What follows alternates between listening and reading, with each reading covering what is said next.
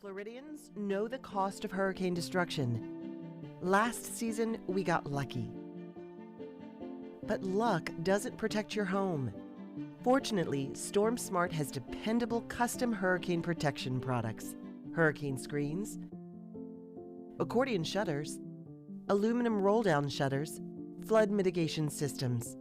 Because protected beats lucky every time. Be safe, be smart, be Storm Smart.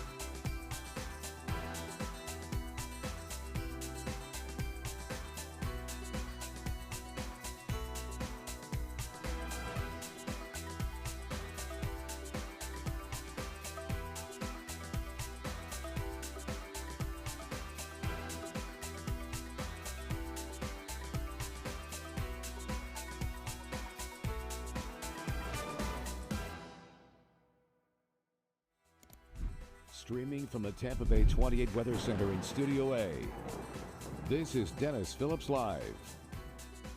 Brought to you by Storm Smart. Protect every opening of your home. How you doing, everybody? It is a Thursday night edition of Dennis Phillips Live. Thank you so much for watching. We are on multiple platforms, as always. Broadcast TV right here on the spot. Appreciate your loyalty and you watching every night.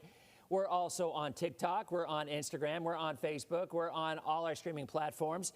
And tonight's going to be a really cool show. I was excited about this guest that we're having for weeks on end. And there was one night that we couldn't get her in because something happened. I can't even remember. But if you follow along, and I will tell you, so in our newsroom, we have some people that are really active in social media, others that aren't so much. And I mentioned to one person who shall remain nameless, said, hey, we're having Dr. Beachgem in tonight from Instagram and TikTok. And they're like, you know, I'm not saying male or female. I said they. I use that pronoun. You know, they're saying, I don't know who that is.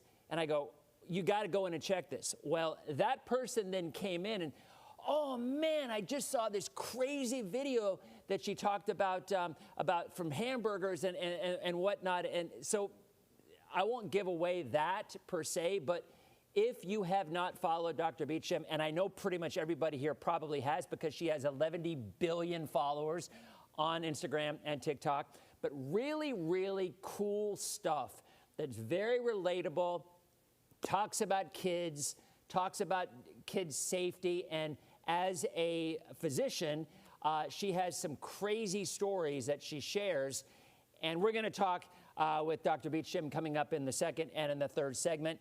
Really, and your question. So if you're watching on the spot, which I know a lot of folks do, if you ever had a time where you actually had a question that you wanted to be answered by an expert on this sort of thing, log into Facebook and go ahead and give your question. I also have Instagram up here as well.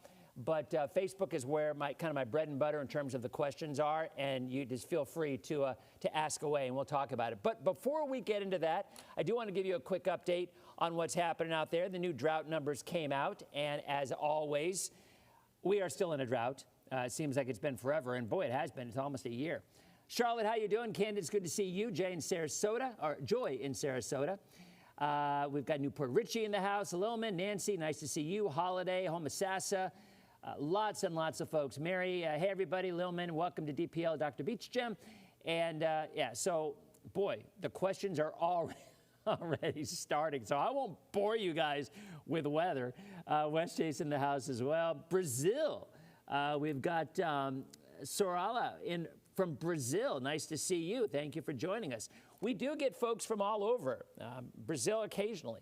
So there's a look at the drought numbers, and yeah, we're still in a drought on the coast, but there have been inland areas with some improvements. And dare I say, I think those improvements will continue for inland areas.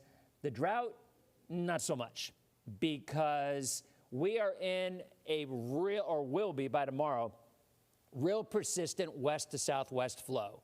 And y'all know what that means. And if you don't, you haven't been paying attention for the last 20 years on our show, because our weather so often, you know, you get all these things that you hear about, and El Nino and La Nina and Saharan dust and all this kind of stuff, when at the end of the day, the majority of the time, our weather simply depends on what direction the winds are blowing. In the summertime, that is 99% of it. You get a west wind, you get inland and east coast rain. You get a southeast wind, you get inland and west coast rain, mostly west coast. So normally what we hope to see is a southeast wind. Well, that ain't happening over the next week. We're going to have west to southwest every day, and that means it's the imaginary I-75, well, I-75 is not imaginary, but the imaginary meteorological relationship between the weather and I-75 is that's a good spot where typically the heavier storms pop along and east of I-75, and by the time they make it to the East Coast, they're pretty heavy rain. So that is going to be our forecast through the middle of next week. So, and you're seeing it right now. I mean, look at the radar there. You see heavy rain over on the East Coast. They've already had 4 to 6 inches of rain in the last 24 hours in these spots, and that's going to continue.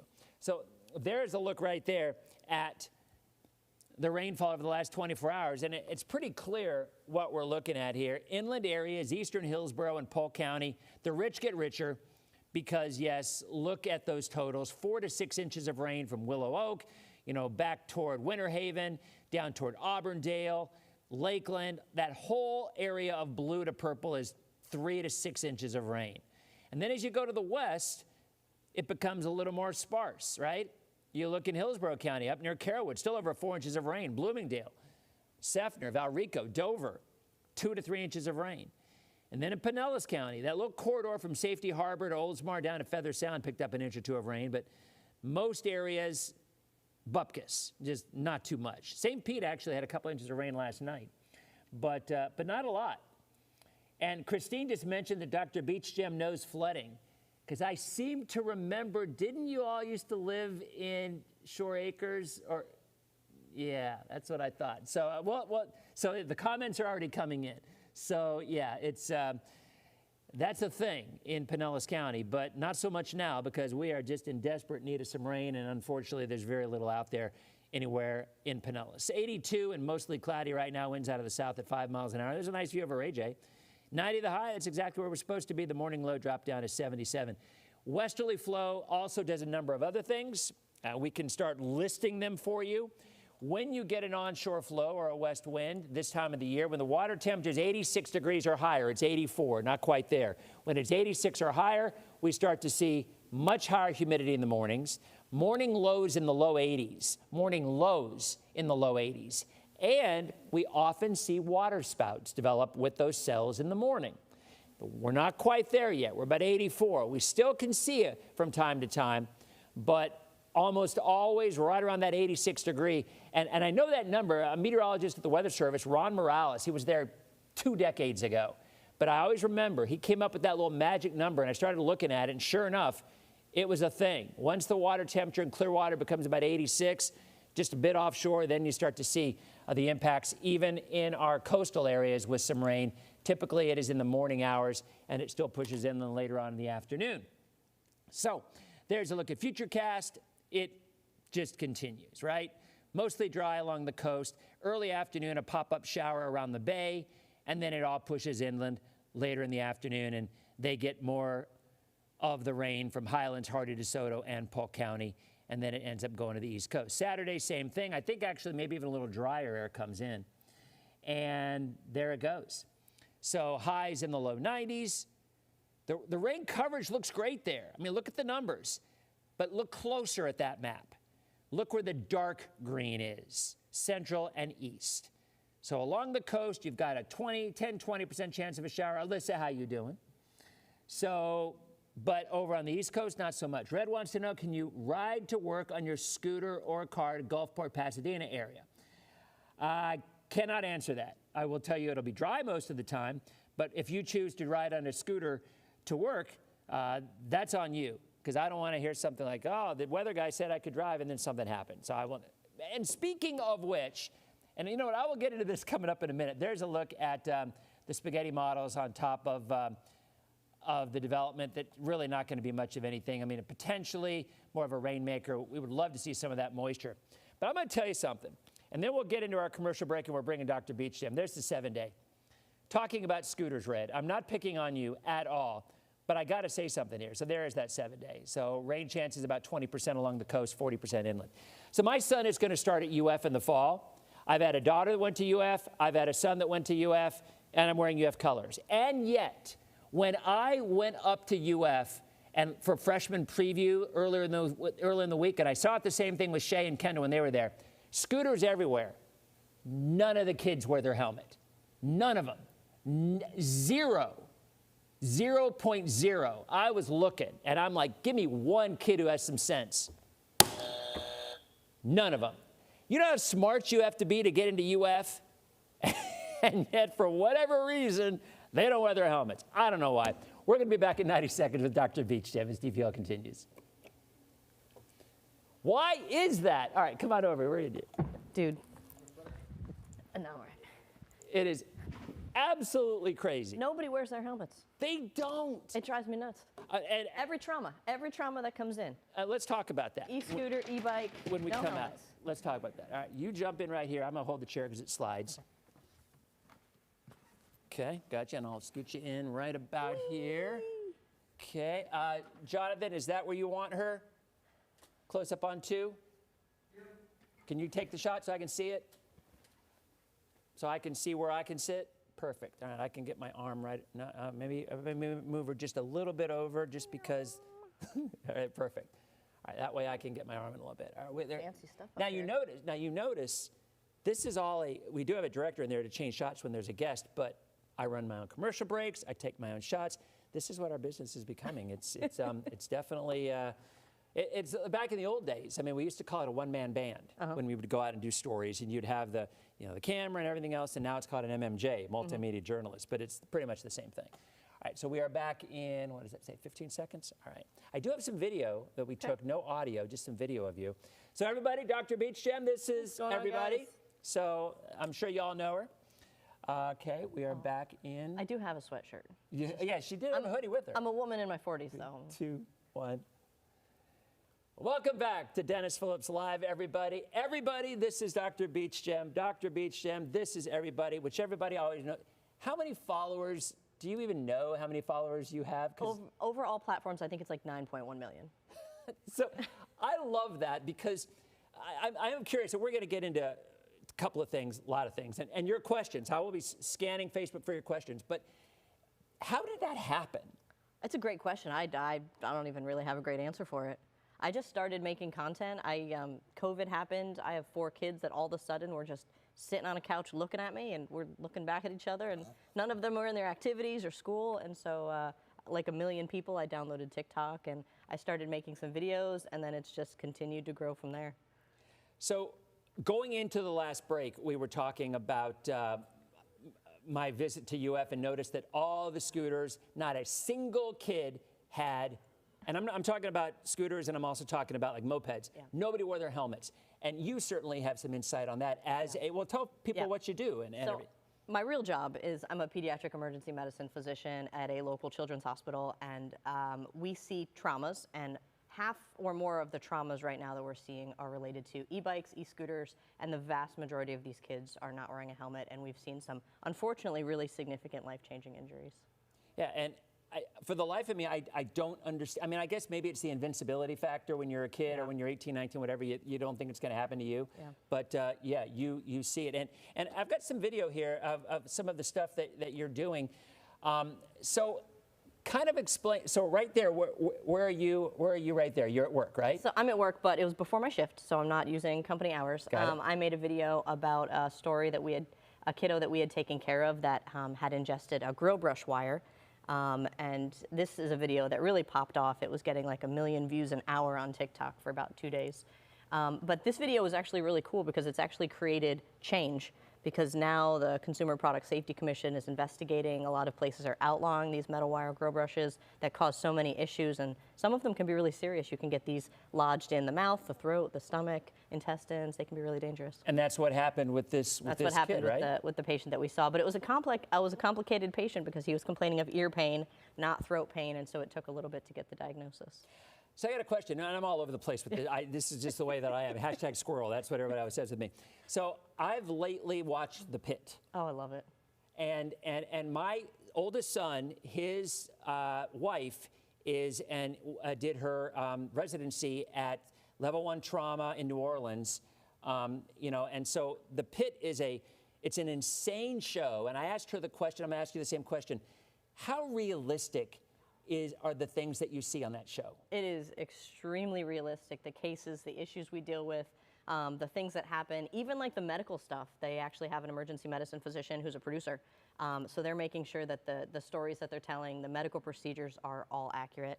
And I've met a lot of the cast. They are just really, really cool people and really advocating for emergency medicine physicians and medicine in general to be a better, safer situation. Well, and it's gruesome, obviously. Oh, yeah. And how is that something that you, as a mom of 4, and dealing with and my son is a pediatric doctor as well, not an ER, but doctor, but that's just gotta beat you up, doesn't it? Yeah, there are definitely some cases that do, but I think when I'm in work mode, focus mode, I'm able to just do what we have to do and focus in, and then we can deal with the feelings and emotions and all the fallout later. But when you're focused, you just gotta be like laser right in there. So when you're on social and you're sharing these videos, I mean, is your goal, I mean, what is your goal when you started it? Are you looking to educate or what? My goal is definitely to educate.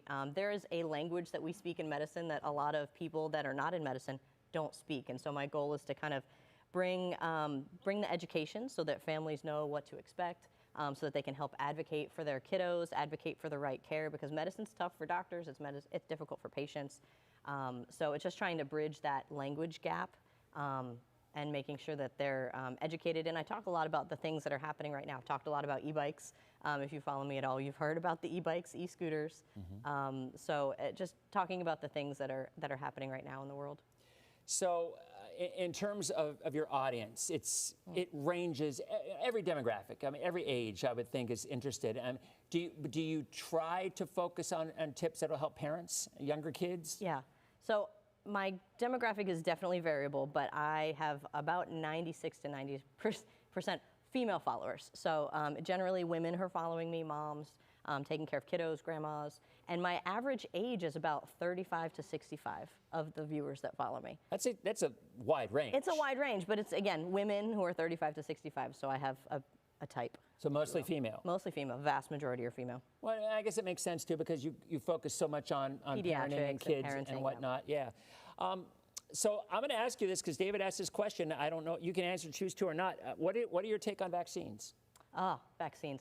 We have so much evidence, so much science to back up vaccines, vaccine safety. Obviously, any medical intervention on the planet, there are going to be risks and potential side effects. But the benefit of the vaccine vastly outweighs the risk. Just in the last couple of months, I've seen measles cases, pertussis cases, chickenpox cases, and something called pneumococcal disease, which is a bacterial infection that can be very dangerous. I have not seen many of these in my entire career, and in the last couple months, I've seen all 4 of them. Really? Because people have unfortunately stopped vaccinating. We have a large proponent of our patients that are not getting vaccines anymore. So are any of these issues a Florida thing? Or, I mean, is it just, I mean, because you obviously work in Florida. I mean, we hear all these stories and sometimes they're in other parts of the world. Yeah. So how does it impact Floridians? These are happening right here in our community with our kids, in our kids' schools. These are things that are happening here. We do have a slightly higher rate of kids that are not being vaccinated in Florida than some other states in the country, but this is a countrywide thing, obviously. Infectious diseases don't understand state barriers, so we've seen a measles outbreak that was countrywide. We're seeing increases in pertussis and other preventable illnesses. All right, well, we have a lot of questions. We're going to come back after this break. Time flies on this show. It just does. So we're going to hit the break, and we'll be back in 90 seconds with Dr. Beachgem. Nice. That's so good. Yeah. That's I mean, and yeah, a lot of people are talking the same thing about the vaccines. So what subject do you think would be worthwhile for people to hear most about? I mean, What do they think? well, a lot of them are asking about summer stuff. Summer stuff. You know, like one person asked about brain-eating amoeba. Oh yeah, that's always. I talk about that every summer. Do you? Yeah. All right, well, we'll talk about that. I mean, because it happened. Well, I mean, There's generally 3 or 4 cases at least in the United States every year. which but we've in the had, scheme of things, it's rare. It is Right. rare, but it is bad. yeah. Bad. I mean, it's pretty much almost always fatal, isn't it? Like almost always. Almost always. We have had some cases. There are some treatments that are up and coming, but it is a lot of the people that survive don't survive necessarily well. Yeah. Yeah. Okay, and I was also asking about travel, about, you know, are there, before family road trips, before international travel, are there things that you can do to protect yourself or your kids? I mean, I don't know if that's something that you, are we back in? What is that 22? 21. Okay, 20. all right. I mean, they're asking lots of questions, but I'd still like to think, Yeah. what do you think? What was your most popular video? It was that grow. It was the the grow one? brush. Okay. Yeah. Yeah, well, that was the one that, By far, like. are we on? was a 3, good one. 2, what is that? 6, 5, Okay, yeah, you can go ahead and get the countdown. 2, 1. She's giving me the countdown. Not made for TV. Why? Because Not my made for eyes. TV. No, there was a good countdown because I can't see the little clock over here. So, thank you for that. So we were talking about this is summer, and you know we hear. Sometimes you hear stories and they're so scary, but a lot of times they impact such a few number of people.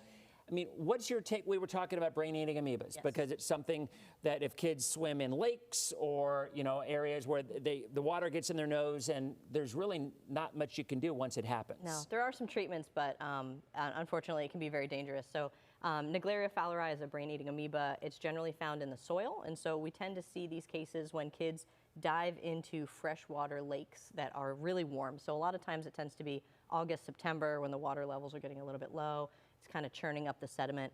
But you can also get it from poorly chlorinated water. So like tap water, you should not do nasal irrigations with just tap water. I wonder about that. There is a risk with the pipes and stuff like that it could happen. Well, I'm going to ask you that question too, because I use those neti pots, but I use an electric one. But I use distilled water and I put salt in it. Great, great. So that's okay to do? Yeah, distilled water's great. Usually bottled water is filtered enough that it's good, but do not use tap water in the neti pots or any nasal irrigations. So I'm getting a lot of comments, and I think this is, with 9 million followers, you've got a way about you that you've got a very easygoing and relatable way. Why do you think that is? What is it about that your ability to do that? Because it's just so sincere and so natural. Yeah, I think it's probably just, being in a trauma room there's a lot of stuff happening and there's a lot of organization and you have to kind of control what you're feeling and everything to be able to focus on what you're doing. And I think probably in my normal life, everything's happening on the inside very quietly and we're just doing what we have to do. And I don't really, honestly, it's one of those things I don't really know. This wasn't really intentional being a social media thing, but it works. And if it works for people and I'm teaching and people are learning, I'm awesome. What do your kids think about you being a star? I mean, they got to have a feel for it. It's a process. This has slowly grown over 6 years, so my kids have definitely had a time to get used to it. People coming up and saying hi and taking selfies and stuff like that. I think they mostly think it's pretty cool. Obviously, there are some downsides because if we're trying to hurry and go somewhere and someone stops me, I want to give them the opportunity to say hey and talk and get a selfie or whatever. So if we're in a hurry or something like that, sometimes my kids are like, oh my gosh, Mom. So, question about heat stroke. Oh yes, heat stroke. So in Florida, what are the symptoms? If you're out playing tennis or you're out on the golf course or whatever, when does it become it's just Florida, it's hot, to this is something you got to do something about immediately? Because that can be fatal, right? Yes. Heat stroke can be very dangerous, and obviously, if there's a concern for heat stroke or heat injury, we want to cool that person down as soon as possible and call 911 or emergency services. But generally, it's going to start with a lot of times cramping, nausea, headaches, feeling unwell, and then it's going to continue to progress. Heat stroke, generally, you're having some neurologic type symptoms, so becoming less aware, sometimes seizures. You can have some fainting. So we want to be really careful with heat injury, especially with the weather outside and getting hotter, and making sure that if we are outside, we're going to be, wearing a hat, covering ourselves from the sun, and making sure that we're staying really hydrated. So Kelly thanked you for sharing a sepsis video. Oh, yes. Is that what was that? I've had a couple. I've posted a couple sepsis videos, but I actually survived sepsis my intern year of my residency. I got RSV, which is a normal kid virus. Right. You know, every kid has had it really at some point. And I wasn't taking care of myself. I was working night shift, and I was like, I think I need to go home. And they're like, just finish out the shift. And I ended up just getting really sick. I went to the hospital. I got a central line in my neck.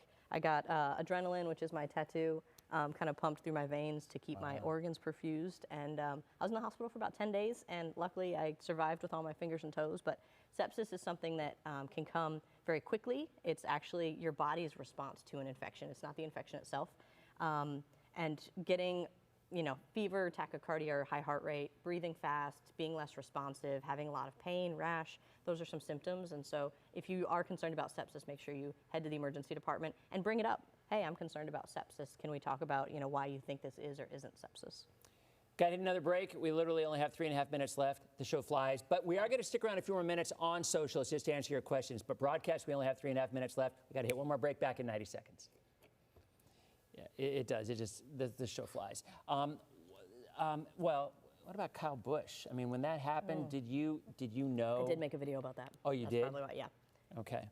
Yeah, he was sick for so long, and then it just, once it hit, So it went from pneumonia. and then his body, he developed sepsis from it. And then your body can do this thing called DIC, disseminated intravascular coagulation, where you just kind of start to bleed a little bit. And that's what happened? Yeah. So it was sepsis and then DIC. At that age, is that unusual for it to be fatal, or does it not matter what age? Any age. I mean, we see kids, unfortunately, totally healthy kids get septic and you know, be very sick. I was 25 when I got sick. So, and, you know, anybody, it can happen to anybody, but people old, young, immunocompromised are more at risk. I'm not sure what this means, but it said, Janet says, I saw her when I floated to EC and yelled, hey, Dr. Beachgem, embarrassed myself. So floated is one of the nurses that usually works on a different unit and came down and hung out on our unit. Okay. That's funny. All right. What's up, Janet? Don't worry about it. I don't even remember.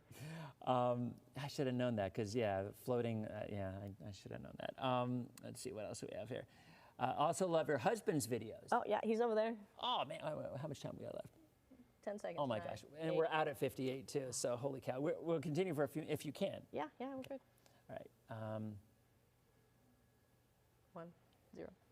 All right, we are back for the last 2 minutes of DPL. I knew the show would fly. Great questions coming in. We're going to continue a few minutes on social. So Diane just asked, what is that? Bacitracin versus Neosporin. Yes. Neosporin is out, guys. No Neosporin. Throw it away. Get rid of it. We're not a Neosporin people anymore. Wow. Bacitracin, slightly better, but there is still a risk of hypersensitivity reaction. So Vaseline Aquaphor is your best bet. If you need an antibiotic, Bacitracin's one, or get a prescription antibiotic. How about rubbing alcohol after washing your hands around the public? Reasonable. You know, it's going to kill a little bit more bacteria, just like your hand sanitizer. Okay, so we've got a lot of these questions. And again, if you're watching on the spot, now, what was that? The number one rule number 7 of healthcare. Rule number 7 is what we live by. So, and also, we've had nurses here watching. So we were talking about sepsis and Kyle Busch. In the break, we were talking about this as well, which you would think a 41-year-old man, relatively healthy, but you were saying sepsis can happen to anybody. Matter. It can happen to anybody. The people who are younger or older or immunocompromised are more at risk, but sepsis can happen to anyone, even young, healthy people. I was 25 when I got septic and healthy, so it really can happen to anyone, and it's something that we really need to take seriously. Do you think the fact that you were so run down? Probably didn't help. Yeah. Probably didn't help. Because, I mean, it makes sense. All right, tell you what. Mel wants to know why you don't like Neosporin. Oh, it causes hypersensitivity reactions. Okay. Yeah. There you go. Yeah. All right, so guys, we're almost done with the spot and streaming. So flip over to Instagram or TikTok or Facebook, and we're going to continue for a few more minutes to answer more questions. Again, for the TV folks, thank you so much for stopping by. I knew this show would fly by, because, I mean, she's awesome. And follow her on all social media platforms. Really great information. Have a great night. We'll see you tomorrow night on DPL. Okay, we're on a break. We're done, and we are still streaming. Okay, so now I can actually look down here more as opposed to, because I always feel weird looking down and not looking at the camera, like I'm alienating the audience. Cruise Mike has 102-degree fever. So here's Cruise Mike's story. So he looks like me. Oh. And he's from North Carolina. And he was on a cruise from Port Canaveral and was out there, and everybody thought he was me. And then he started saying, yeah, I'm Dennis Phillips, and started getting all these selfies of people looking like me.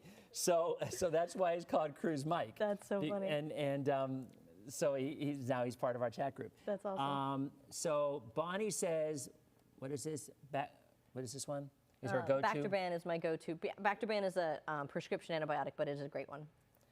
So no triple antibiotic ointments? Nope, no triple antibiotic ointments. Stick with either bacitracin, prescription, or Vaseline or Aquaphor. Okay, someone asked about rip currents. Do you talk about those? Because I do as well. I have a little bit. Feel free. I have a little bit. We were just in Pensacola hanging out with my brother, and we were watching. There were some pretty sick rip currents coming in, and the lifeguards were just pulling people out of the water completely. Yeah. So obviously, rip currents, super dangerous. There are some things that you can watch for in the water, like kind of an area where the waves are not necessarily, because the water's being pulled outwards. And so, unfortunately, you can get pulled out into the deeper water, and unfortunately people drown every year from it. Because they're trying to fight the waves to get back in. Because they're trying to fight the waves, right. So the newer recommendations are to kind of float, let it take you where it's going to take you.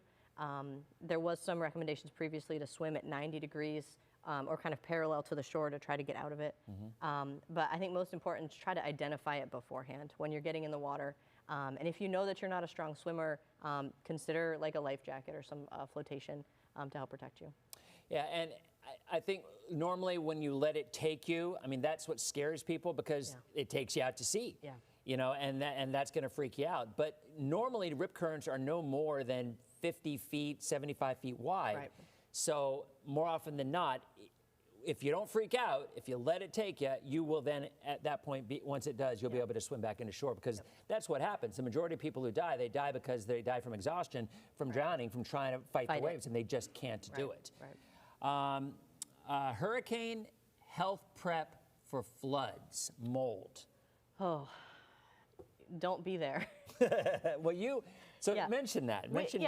We flooded. We flooded 3 times. We flooded in Ada, Adalia, and Helene.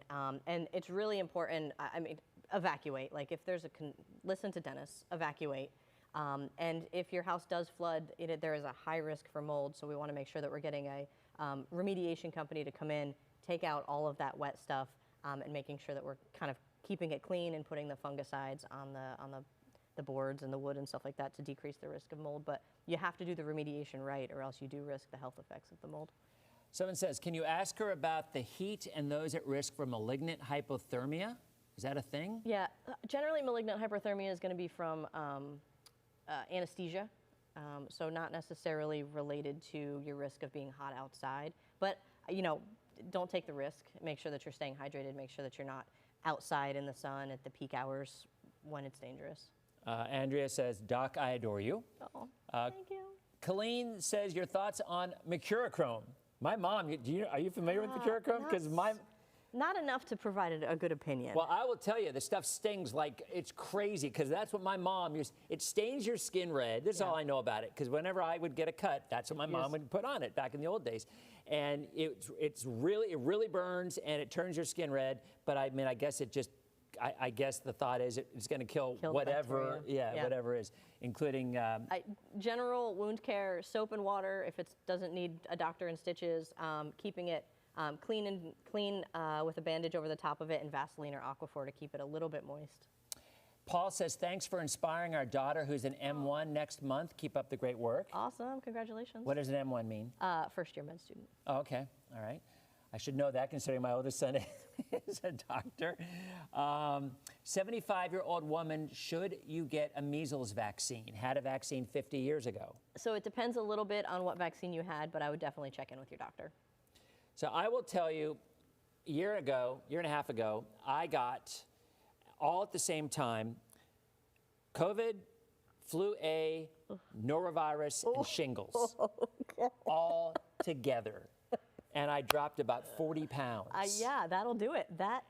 And 2 of those together would do it, and then you had all 4. Yeah, and That's it was the craziest thing ever. And I got it, I know, on New Year's Eve, because I meet a lot of people when I go out, and people come out, and I have no doubt but I had my point was, I had the shingles vaccine, and I got shingles anyway, but I'm guessing maybe I didn't get it as bad as I would have. Probably. Is that the way it usually works? Usually. A lot of times the shingles vaccine can completely, take away your risk, but it's not 100%, so there are going to be some breakthrough cases. Christy said, Bay Pines nurse here. Thank you both for what you do. So thanks for the info about CMV.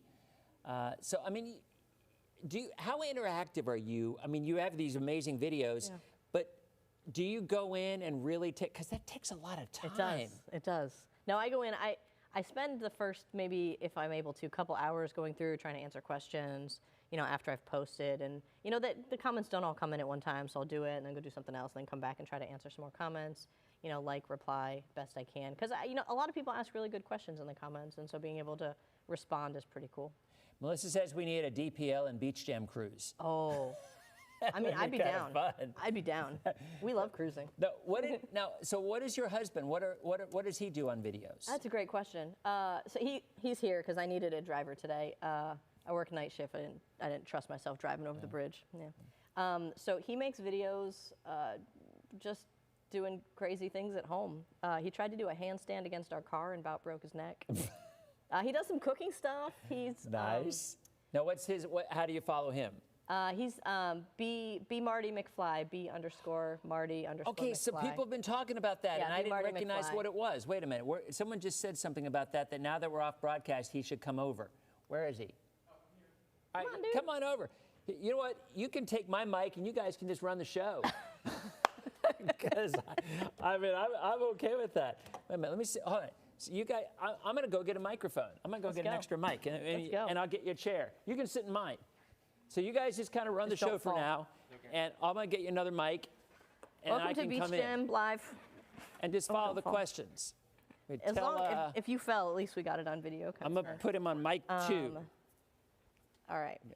Our director, Jonathan's probably like, Dennis, what are you doing He's like, now? what are you doing? History of Guillain-Barré and so no I was shingles getting vaccine. ready for treat night, and all of a sudden we've got, his... All right, so here, I got another chair here. All right, here's your mic. You don't have to worry about it. So Jonathan, he's on mic 2, and I turned it on. So there we go. The grocery You can stay in the middle. Saga. You can just run the comments. So this is what DPL is supposed to be like. There's no rhyme or reason to it. We just kind of go in. Okay.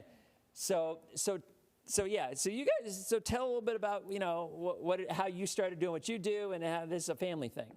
I got refired. Yes.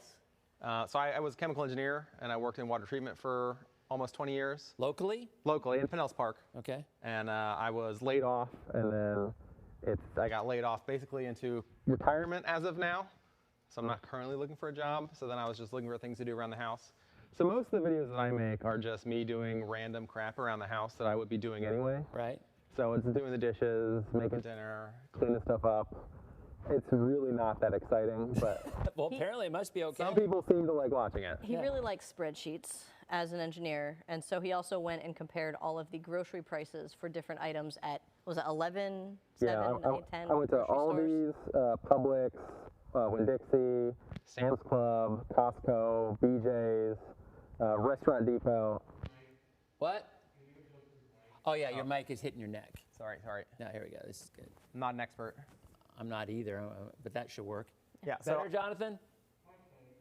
Okay. Yeah, so I went to all the grocery stores and compared the same items that I buy. So I'm not going to say this is going to be true for everything that everyone buys, but for the things that I buy every week, I checked all the stores, and I did it for like 3 or 4 weeks in a row, and I got a pretty good comparison on where the cheapest is. And it turns out that it's Costco and Sam's Club and BJ's were all pretty similar and the lower range, but you have to buy in bigger quantities. Right. Aldi was the cheapest by far to just go buy a couple things. Was it? Yeah. Now, but how much did you spend for membership fees to get into all these places? We had current membership fees for some of them already. Because I have a Costco, and actually I have all three. I have Sam's, Costco, and I do. Well, there's Groupons. Right, Yeah. right. You can go on Groupon, and they'll have a yearly membership for the first year for like 15, 20 bucks or whatever, and then they give you some coupons as well. Yeah. So I did sneak into one of the membership stores several weeks in a row, and then that's kind of why I stopped going, because I got too nervous because I had to make excuses for why I was shooting through the door. well, a lot of times, like I'll go to Sam's, and I have my card, but I always wondered, why do they even check at the door? Because you have to have your card to check out anyway. So, Locally, only one of the stores checks at the door. well, I was going to say they didn't. I go to the Clearwater one, and there's always somebody standing there, but I never show my card, and they never ask. So you guys have 4 kids. So what's the dynamic of a typical weekend at your home? I mean, what is your shift? When do you work? I work 13 shifts a month. So they could be nights, weekends, holidays. Are they 12-hour shifts? 10 hours. 10-hour 10 to shifts. 12. 10 to Okay. 12. And so I could work morning shift, afternoon, evening, overnights, and it's just like throw the dice and see what we're working. So I just worked 5 in a row, and then I came off. Just the last 2 were overnights. Now, if you work more than 12, I'm guessing it's like everybody else. You get OT, or No, it you doesn't work just- that way? No, not for doctors. Not for us, at least. You get paid part of your productivity, so there's some weird math that goes into it. How to work during hurricane season? We get it's a little more complicated. So the time that you're actually working, you get paid normally for, and then the other time you get paid like a lesser rate because we get locked in, Right. and we have to be there until from lock-in till we're dismissed. So you get paid technically the whole time, but it's a lot less for like sleeping and stuff, reasonably. So for Helene and Milton, were you at the hospital and you were home? Yes. Yeah? Yeah. And So with- we flooded with Helene. So after Well, you were in Helene, Shore Acres, right? yeah. Yeah. Are you still in Shore Acres? Yeah. Okay, all right. Yeah. We lifted Did you our raise? house. I was going to say, did you raise the house? We're raised 12 Yeah. feet. We're still not in that house. We bought another house that was a fixer-upper and just threw some drywall up and a kitchen. So that's where we're living right now. Okay. A little snug, Yeah. but it's good. I missed the question. Well, we're talking about Shore Acres. Or we're just Sure, talking yeah. about the flooding and whatnot during hurricane season. Yeah, so for Helene, he took the kids, the cats went away. For Milton, it was a little more complicated because we'd already flooded. So I actually brought the kids with me to the hospital. He took the wow. cats and left, and I brought the kids. So the kids, How many cats? Just the 4. just the 4. Just the 4? Just Yeah, the yeah. 4. 4 cats, So 4 4 kids. cats and 4 kids. Yeah, a lot of cats, a lot Wow. of kids. What kind of cats? Balinese. Balinese. Kind of like ragdolly. Okay, I love those. Yeah. So next Tuesday on DPL, I will be having our future adopted cat on DPL named So cute. Stormy. She's so cute. Nice. So the way it worked was, I'm sure most folks know, but there is a stray cat in our a lot of them in our neighborhood actually, and she had kittens, and both kittens were on the roof of the house next to us, under the solar panels. So the mom got them up there, or she had the babies up there, I guess, and the neighbors heard them meowing, and honestly thought that the one was dead. We brought him to the ER real quick, and that's Stormy. Yeah. And she's still not 2 pounds yet. I guess they need to be 2 pounds before you can get them home. Yeah. But anyway, Stormy will be on DPL next Tuesday. So there you go. So no dogs, just the cats and then the kids. Dogs are too much work. They are. It's a lot more work. I mean, it's a true story. And people always say, well, once I get a dog, then I'm ready for a kid. And there is some truth to that, because the amount of work for dogs is a heck of a lot more than the amount of work for cats. And we already have kids, so we didn't need the dog.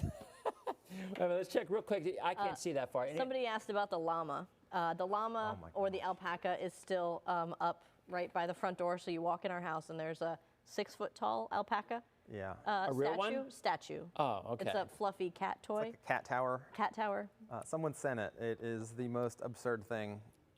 It is amazing. We have nowhere to put it, so it's just literally you walk into our front door and it's this giant 6-foot tall llama. Well, that's. We Do keep you life know who interesting. sent it? Was it a? It was the company that makes them. the llama company. The llama The company. llama company. The cats love it. They all sit up on the 6-foot tall llama sure. head. Yeah, They it's had the it's perch great. out over everything Yeah. else. Yeah. I will check if there's any more, because I'll let you guys go. I know you've Okay. been working so long. Stormy is Chef. ready for her debut. Yep, Oh, coming my up. cats are named Sam and Ella. So Sam and Ella. It's Sam and Ella. Got that nice. Yes. All right.